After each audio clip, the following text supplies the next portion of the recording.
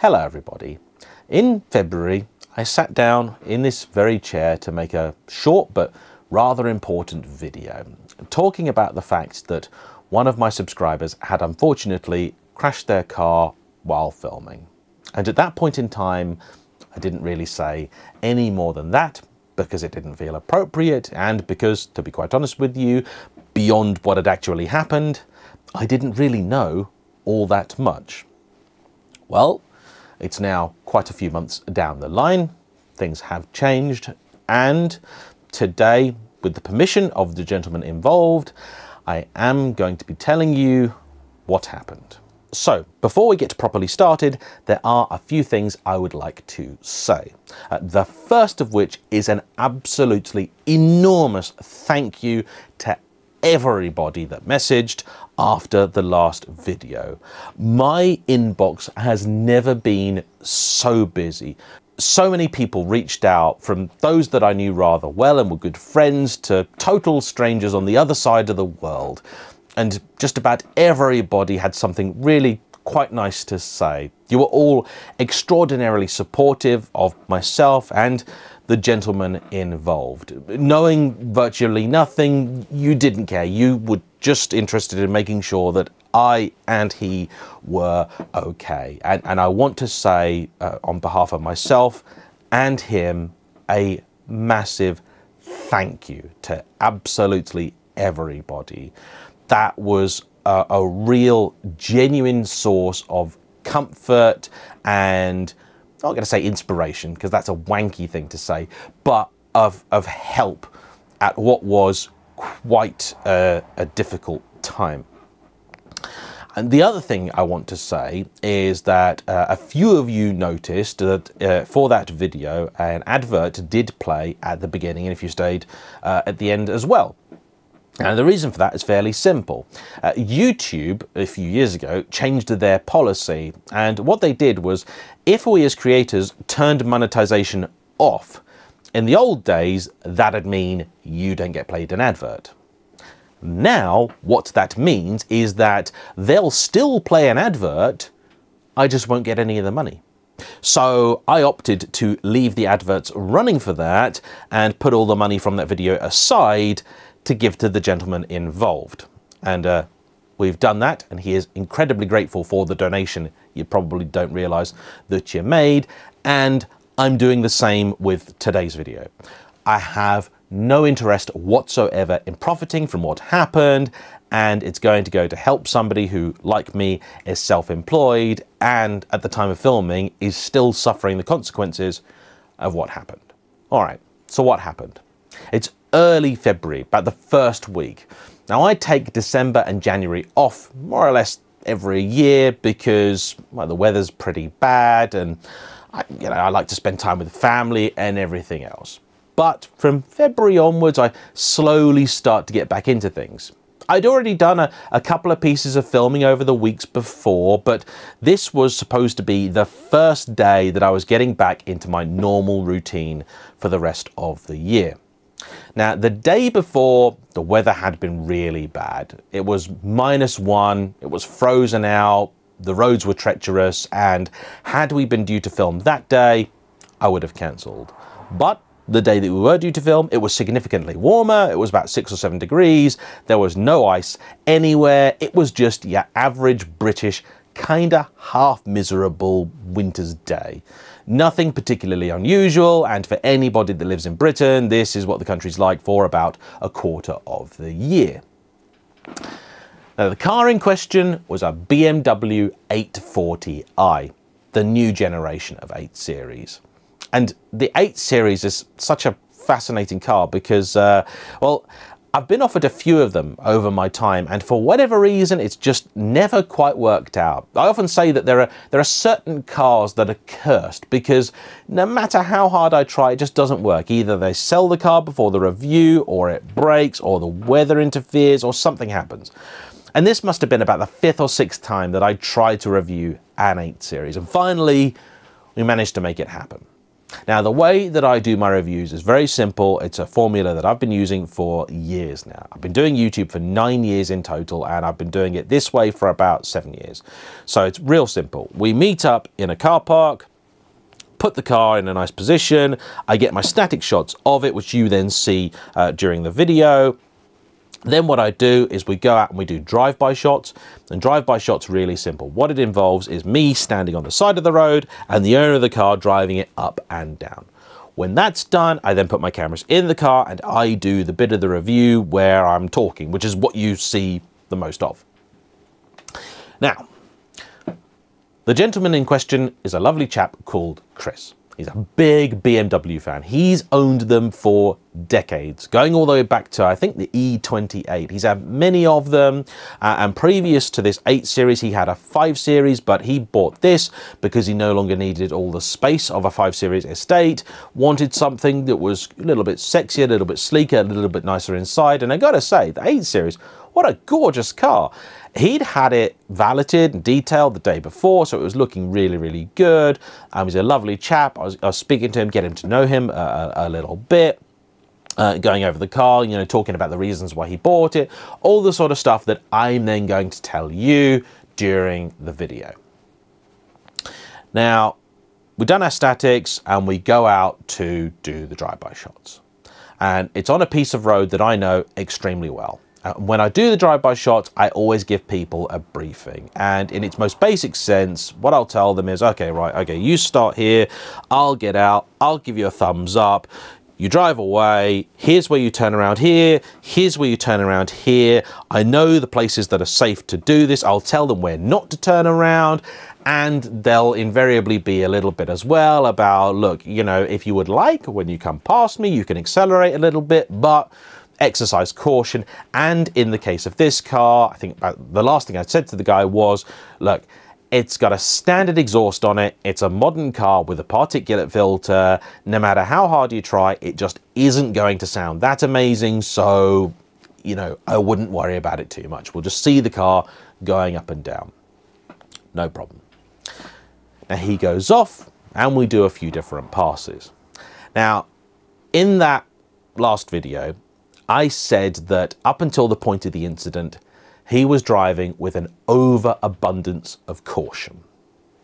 Why did I say that? Well, let me show you one of the drive-bys.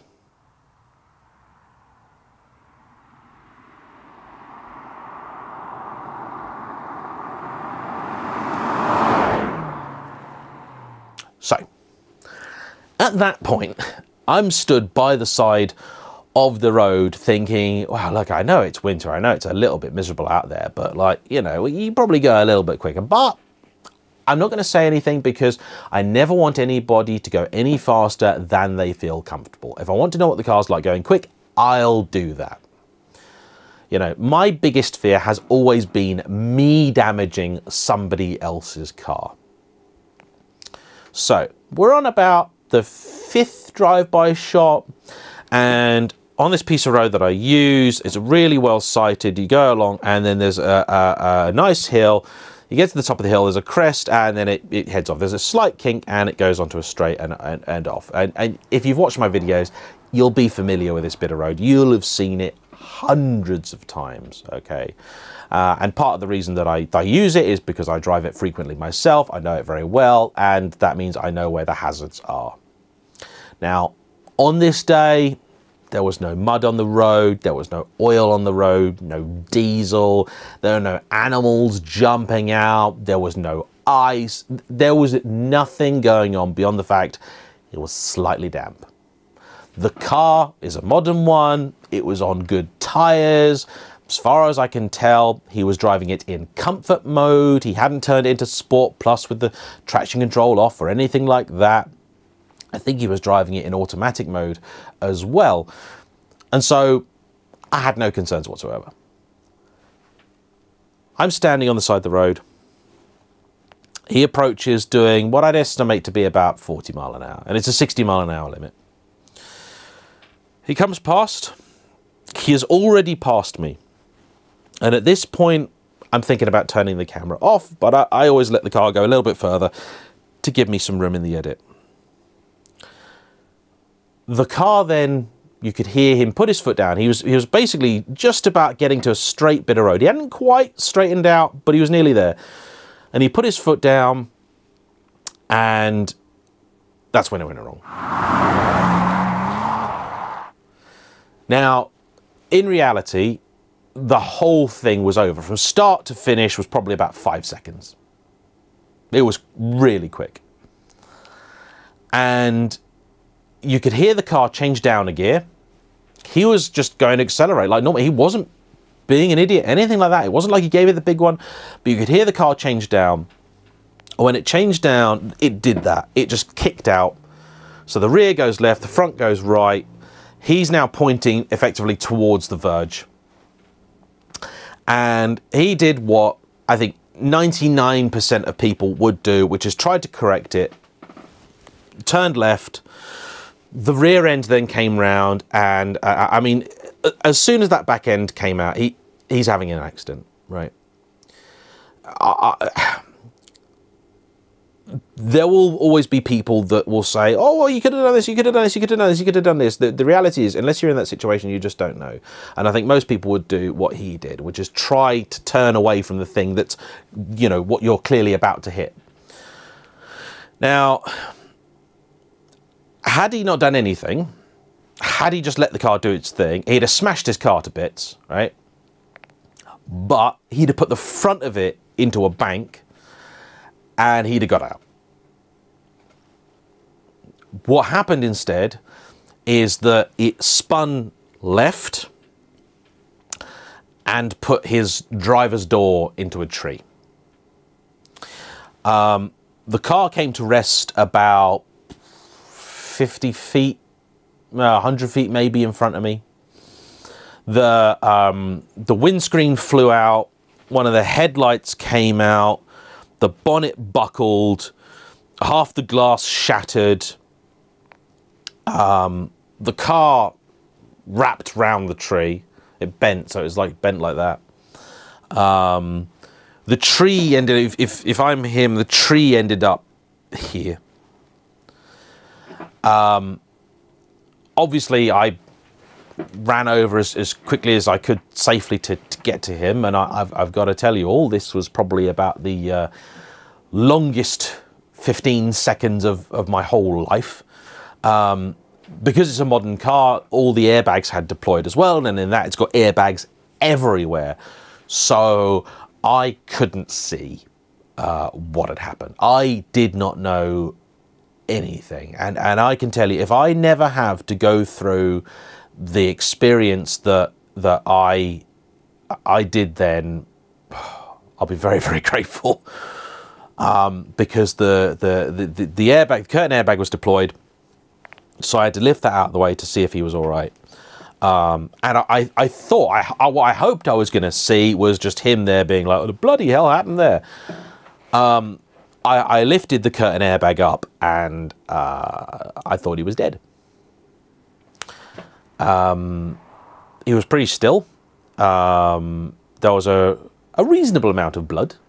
He'd suffered, you know, quite clearly his cuts and bruises and things to his face, and stuff like that. Now, the truth is that I probably don't remember it very accurately, because this is kind of what happens. Luckily, he doesn't remember it at all, and I hope he never does. Now, some of this I only found out later. And I was trying to work out when making this video how much I do or don't tell you. But I think the best thing to do is to just be blunt about it. And at this point, I should tell you that if you've got young people watching, this isn't a very suitable video for them to watch, unless maybe they're teenagers, in which case definitely make them watch this video. So also, this video has been made with his permission. He's seen this before you have, so don't worry about it. I'm not sharing something he doesn't want shared. I would never think to do that. The car had bent round the tree. There was no way to get to his door. After a few seconds, he started to move. There was a voice coming from the car, but it wasn't his. It turned out that it was the BMW SOS system had actually done its job. I mean, I will not have a bad word said about modern cars now, because that car had called an ambulance before I could even get to him. It's incredible. He'd broken both of his legs on impact, suffered extreme bruising to his right arm.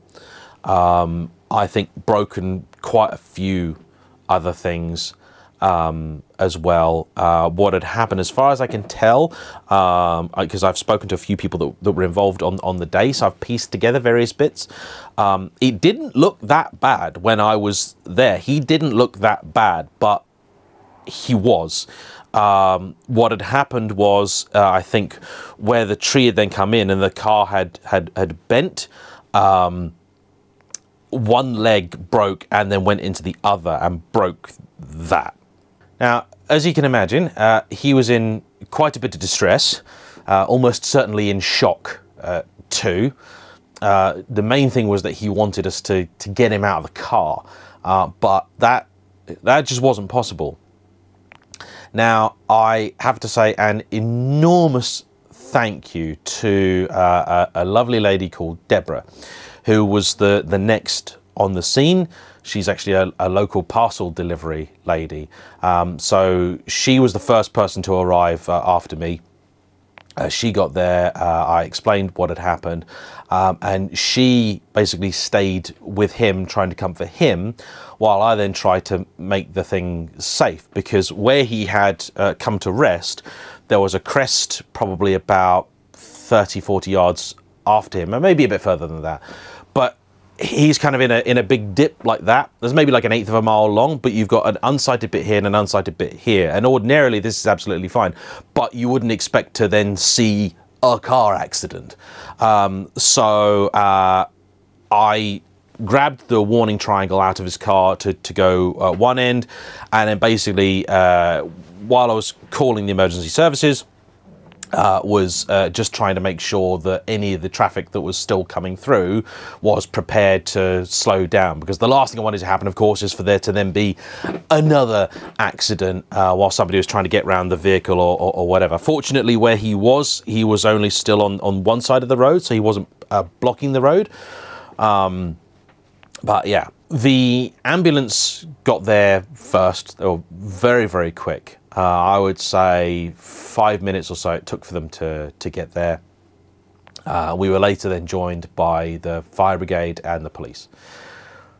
I think there were 3 ambulances, there were 3 fire engines, and there were 7 police cars. Apparently all in, some 50 different personnel attended.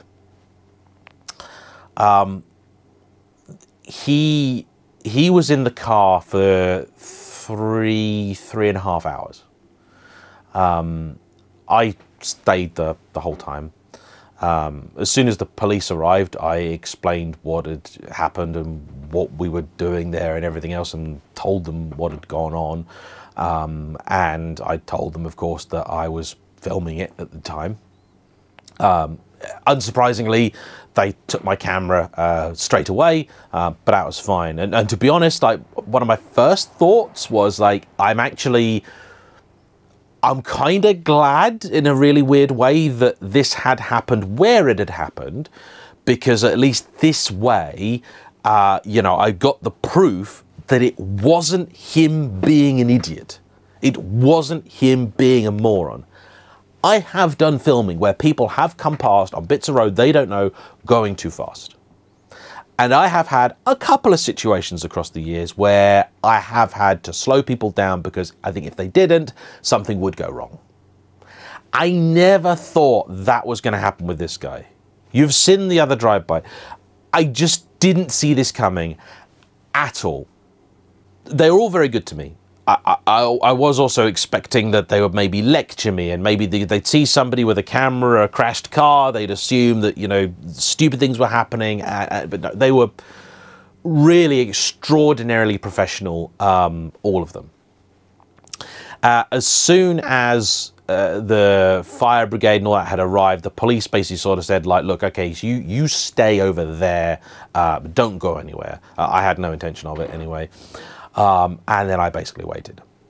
And when the fire brigade guys turned up, it was like watching, you've probably seen it before, it was like watching those TV programs where they get someone from the fire brigade on and they show, you know, all the interesting things that they do, and, you know, they'll usually have some old Corsa ready for the scrap heap, and they'll, you know, show you like, well, here's what the jaws of life do, you know, the big hydraulic scissors, you know, and here's how we do this, this and this.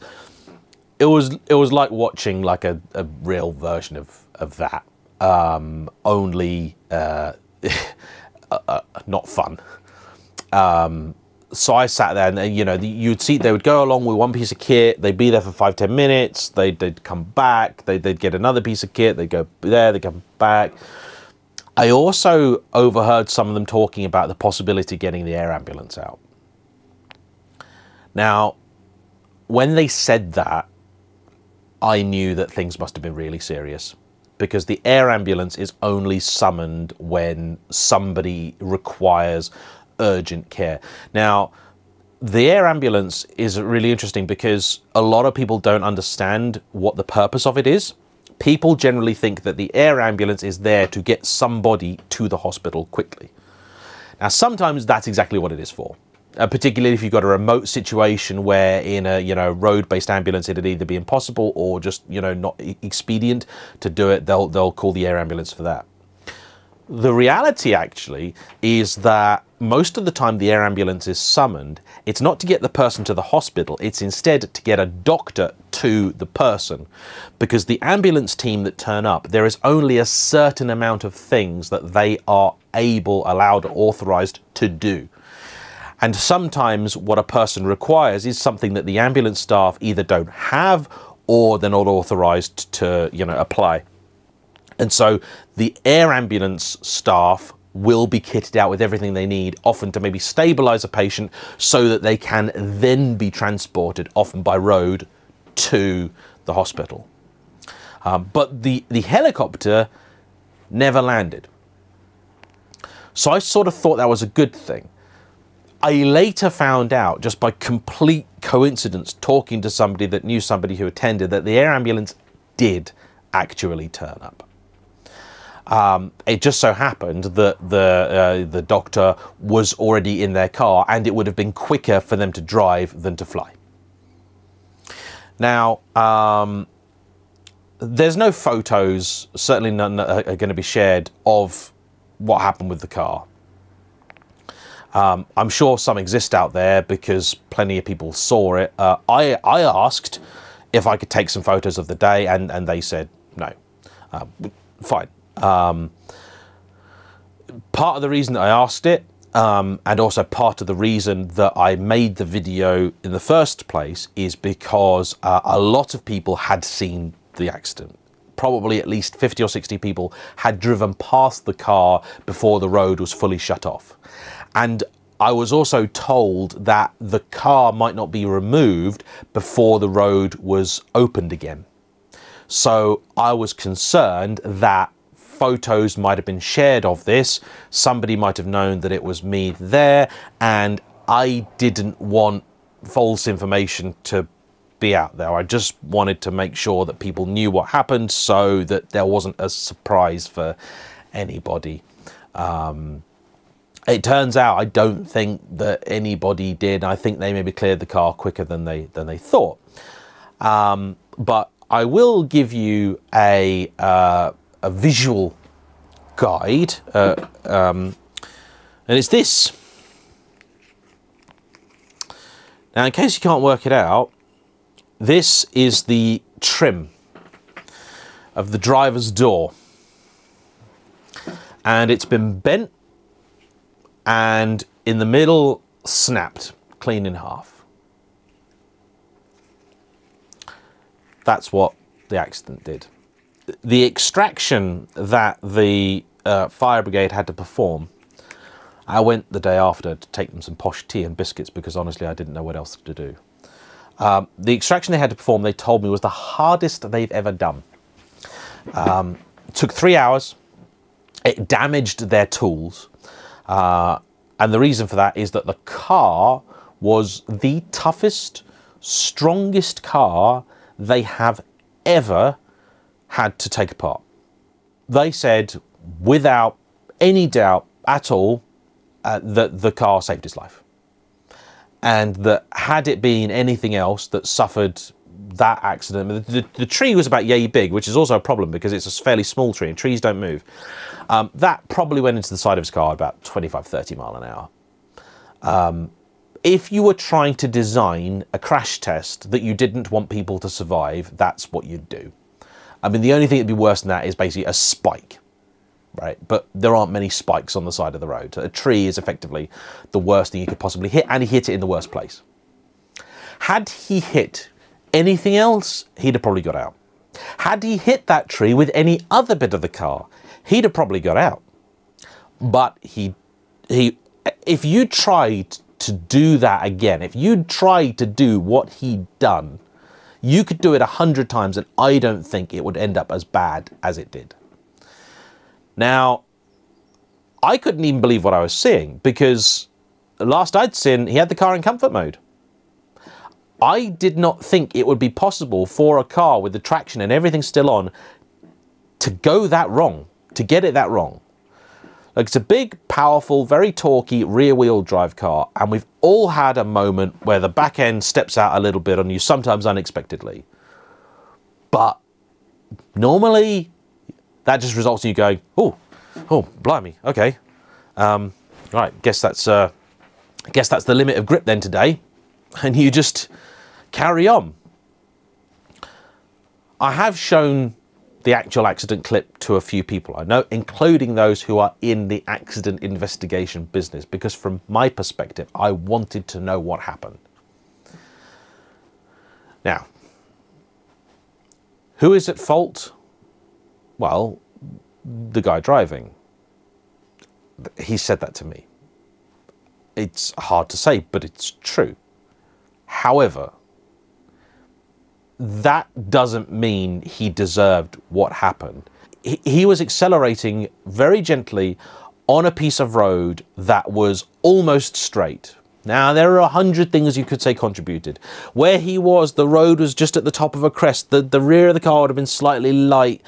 He had Pirellis on the car and not rain tyres. You know, it's got a limited slip differential, and if it hadn't had that, it probably would have just spun up one wheel, but instead the differential locked up, and because of the way that the road was cambered, it was the near side that found the grip. That pushed him over. At that point, he's a passenger. There's nothing he can really do. And yeah, of course, a race driver would say, well, I could have definitely styled out and saved it. But a race driver probably also wouldn't have got themselves in that situation. The fact is, look, the guy was not being an idiot. He was not being foolish. He was not being stupid. He did not ask for that to happen. And he definitely did not deserve the consequences. It was fine up until the point where it all went really quiet. I didn't like that at all. I waited until he was then taken off to hospital in the ambulance. And at that point, I thought it was pretty good news because one of the guys there told me, they said, look, he's pretty lucky. We think he's broke his arm. We think he's broke his leg. But that appears to be the extent of it. I then said to the police, okay, well, how do I keep up to date? I want to know what happens. Clearly, the guy's going to be out of action for a little while. I only had an email address for him. How do I know what goes on? And the problem is, because I'm not his family, because I'm not his next of kin, they said, we're really sorry. We can't tell you. We're not allowed. Okay. So I had been talking to my very good friend Ant about this.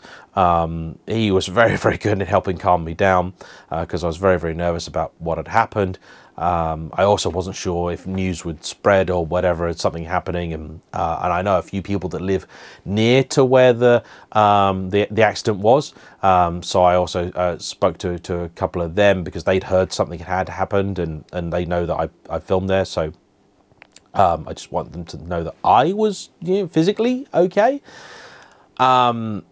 Ant was absolutely amazing, and he said, well, look, let's try and go to the hospital. Thing is, I didn't even know which hospital he was going to, so I thought, okay, well, how, if I get to the hospital, they won't tell me anything because they're not allowed to. I want to make sure that whoever then does get informed has a way of getting in contact with me, because they're going to have a million questions.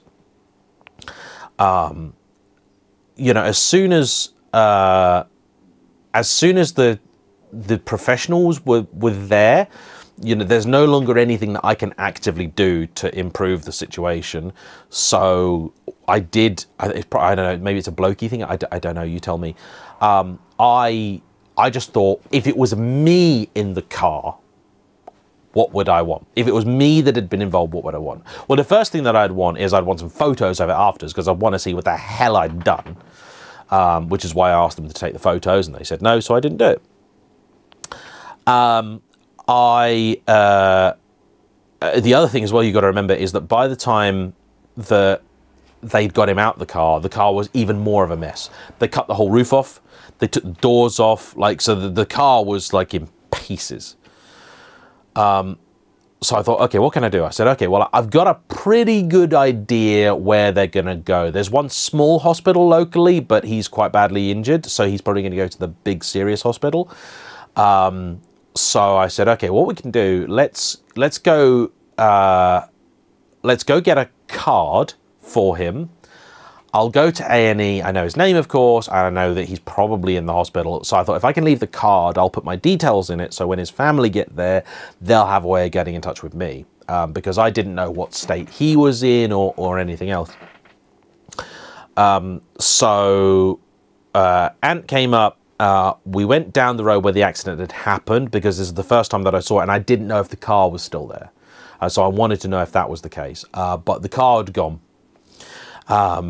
I also wanted to look and see, maybe had there been something I missed? Was there something on the road that had caused the accident, like, you know, spillage or something like that? There wasn't. There wasn't. What there was just medical debris everywhere. You know, packets of different things. You know those little bits you get stuck onto you when you have you know, ECG?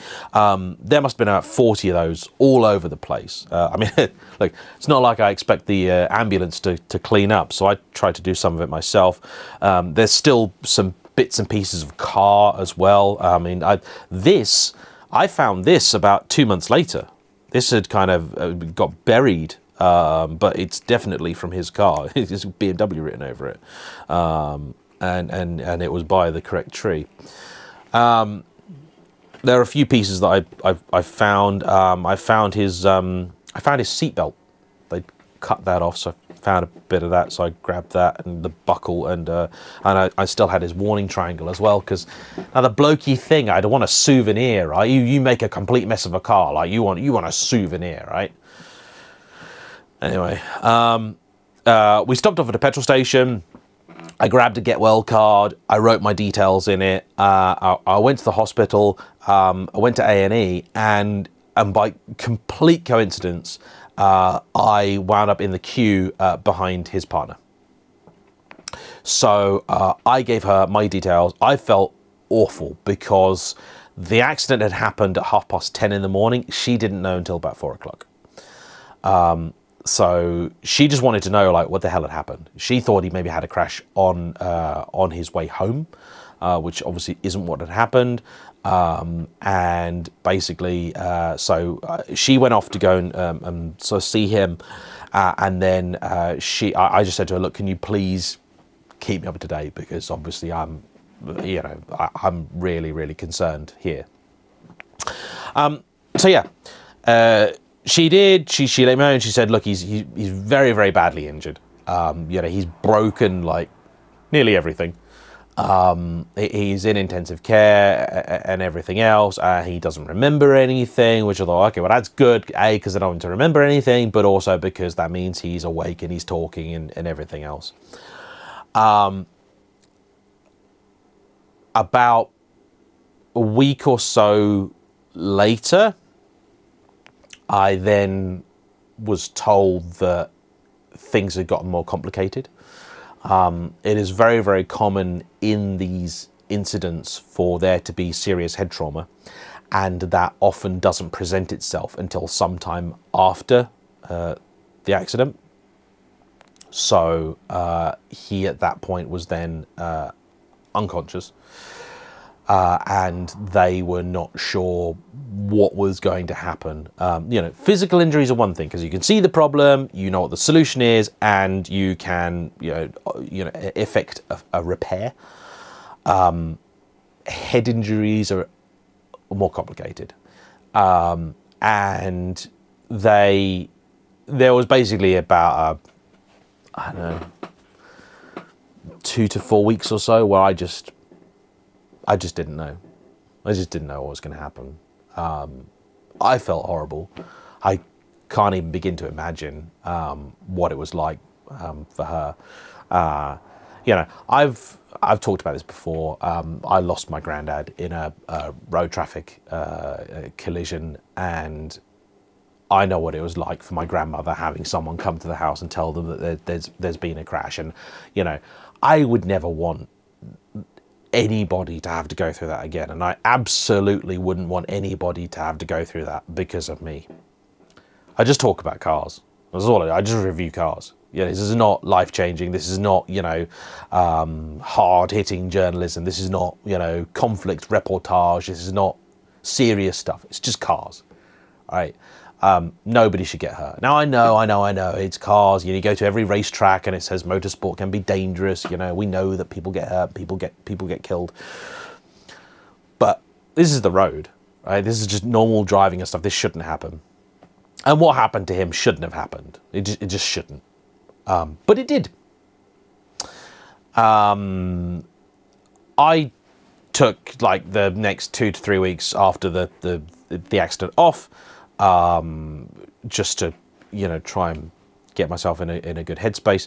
I felt honestly completely useless, but just entirely useless as a human being because I just was powerless to do anything. His partner was just amazing. We're just absolutely amazing. Because I fully expected that she would think I was the devil incarnate and that, you know, I've nearly killed her husband and yada, yada, yada, and all that stuff. And it was not like that at all. She was very calm, very logical, very, very proactive, was trying to get everything done the right way. So I have like nothing but mountains of respect for her. You know who you are. Happily, eventually, he did recover. He did wake up and mentally has made a good recovery. I did go and see him when he was back home.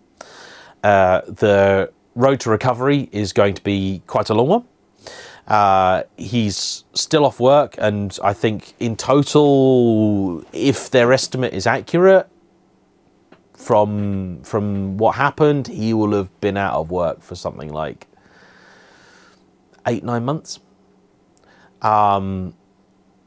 And all for just probably putting his foot down, like maybe like that much too much.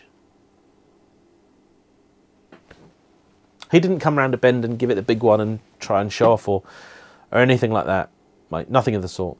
Just being really completely sensible. Like, he did not deserve what happened. He was very, very good with me.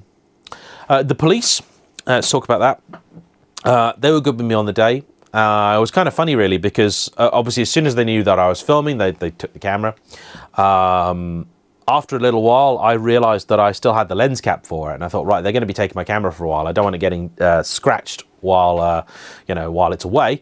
So I said, can I put the lens cap back on it? They said, oh, no, you can't touch it. I said, well, can you put the lens cap on it then? I mean, you know, please be careful. But, you know, so they got it and they're trying to put it on, and it's really easy to cross thread these things. And I was just looking at them going like, look, can I please do that? Because you can damage the thing if you don't know what you're doing. So I had like 3 policemen basically holding onto my camera while I put the filter and the lens cap on it. And it was so funny because I thought, look, guys, I know why you're being protective of the camera, right? Because you're thinking that I'm going to use the opportunity to wipe the footage that's on it. Well, here's the thing. I didn't have to tell you that there was a camera there. There would have been plenty of time for me to either get rid of the footage or, you know, chuck the memory card in a hedge or whatever. But more importantly, I was open and honest, and I told you what I was doing, and here it is. After he was off to hospital, I could see that they gathered around the camera, and I can only presume what they did was they watched the footage. Soon as they did that, their attitude completely changed. As soon as they'd seen what had happened and seen that it was effectively as I described it. Though funnily enough, the way I remembered it on the day was way more complicated. Like I remember it fishtailing and doing various, it didn't at all. It was just whoop, whoosh, bang, done. As soon as they seen the footage, they came over to me, and basically the guy said, he said, hey, look, this is a really nice camera. You can't trust the police with this. Here you go. They'd taken the memory card out of it, of course. And yeah, they took it off. Took quite a while to get the footage back, but when it came back with a letter basically saying, you know, thank you for your help with our investigation. You know, we've concluded things. If we need anything more from you, we'll be in touch. And then I don't know why, but then they told me like, oh, you know, don't go and upload this footage, or certainly don't go and upload it without the gentleman's permission. And it's like, you think very, very little of me here. It turns out I don't think I even noticed this on the day, but he also had a dash cam, which I'm not sure I even really noticed on the day. But I suspect the police rarely had a job that was in some ways as easy as this, because of course you have an eyewitness, me, you also had my footage, and you had his own footage, and his dash cam would have caught the last conversation that I had with him, in which I gave him the instructions and told him not to go too hard. And he didn't. From a police perspective, matters closed. There was never even an implication of any wrongdoing on anybody's behalf. Insurance paid out. I know a few people were unsure about that, but again, he wasn't doing anything wrong. He wasn't doing anything contrary to his insurance policy. He doesn't get paid to drive his car up and down the road. And I also have insurance for both when I'm driving the car, and I also have public liability as well, which we didn't need because nobody else was involved. So yeah, the police basically gave him a sort of, well, you've learned your lesson, haven't you? I mean, like, poor bloke, but from a legal and everything else perspective, like, everything's sorted, everything's cleared up, everything is fine. He's driving again, which is great. Like I said, still out of work, so all the revenue from this is going to be going directly towards him. A few people did mention about like a GoFundMe or something like that, but I felt desperately uncomfortable about that, particularly while I couldn't talk to him directly. But if you do want to make a donation of any sort, YouTube has a thing called Super Thanks, which you can just sling money on this video, and anything that comes in will go directly to him. But yeah, I've changed a few things that I do. I've introduced a few new processes and things to just try and not necessarily avert this, because I already did lots and lots to stop an incident happening, but I've also done more to make sure that I can do more when something happens. I felt very powerless and very helpless on the day. So I've changed a few different things. I've also introduced new rules about not driving cars on old tires. Not that this was a problem, but having seen the consequences here, I thought, you know what, no, I'm not letting that happen. And yeah, that's kind of it, really. It has stayed with me. I do see it in my head all the time. It's pretty horrible, to be honest with you. And I'm so grateful to his partner for keeping me up to date with things, because I think had it happened and then I just knew nothing afterwards, I would have gone mad. I would have really struggled to cope with just the complete lack of knowledge about what was happening. So she's been just incredible. And yeah, and I also want to say a big thank you to him for you know, in the aftermath of things, being like just such the nicest guy. I mean, he was like, I went and saw him and he was like apologetic. It's like, dude, you didn't, like, seriously, like, you some people are just really nice, some people are not, but he's just the loveliest person. And it's really unfortunate what happened. I did, at least, this is a very blokey thing, I'd kept his, I mean, there's nothing in the car. Like, he was upset about his car. That's a car guy, right? He was upset what he'd done to his car. And he was apologetic to me. I mean, I did one thing for him, which was the only thing I could, which was I'd kept his warning triangle, thinking of blokey things. I had his warning triangle, and I had the seatbelt they'd cut off of him and the seatbelt buckle. So I took the warning triangle and I wrapped the seatbelt and buckle around it and turned it into a bunch of flowers. So he's got something of his car still, and that's all that's left of it. The rest of it, I think, is gone. But yeah, there we go. Now you know. And yeah, I would like to say once again an enormous thank you to everybody that messaged in at the time, expressing their sympathy, support, and understanding. It really did and does mean a lot. So from me and from Chris, thank you, everybody. Bye-bye.